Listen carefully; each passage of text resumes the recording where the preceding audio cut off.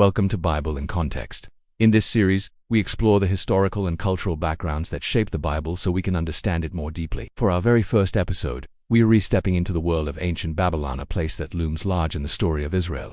When we hear Babylon, many of us think of the Tower of Babel or the destruction of Jerusalem. But what was Babylon really like during the time of Israel's exile? Let's set the scene.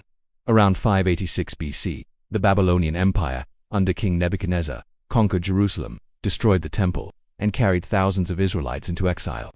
For them, Babylon wasn't just a foreign city, it was the center of power, culture, and religion that felt completely overwhelming. Babylon itself was a magnificent city.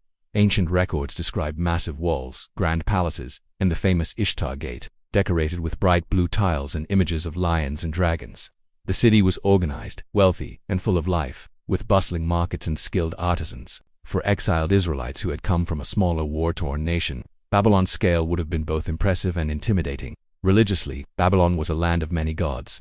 The chief deity was Marduk, and temples and ziggurats, massive pyramid-like structures, dominated the skyline.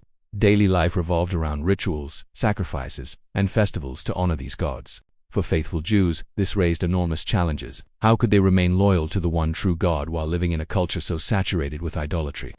This tension appears in stories like Daniel refusing to bow before the king's statue, or the call in the Psalms to remain faithful in a foreign land. Culturally, Babylon prized knowledge, astronomy, mathematics, and literature. Babylonian scribes kept detailed records, studied the stars, and developed advanced laws and economic systems. For Israelites in exile, this meant living in a highly educated, structured society that often contrasted with their simpler agrarian life back home.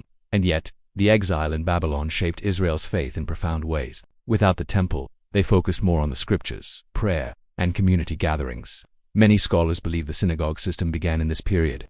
It was in exile that the Israelites learned how to maintain identity and faith without land or temple, lessons that carried them through centuries. So when we read books like Daniel, Ezekiel, Jeremiah, and parts of the Psalms, we must picture them in this Babylonian setting. A vibrant, intimidating, multicultural empire where God's people had to figure out how to stay faithful in a foreign land. Understanding Babylon helps us see the Bible with fresh eyes. It reminds us that God's people have always wrestled with how to live faithfully in cultures that don't share their values, and that's a question that still resonates today.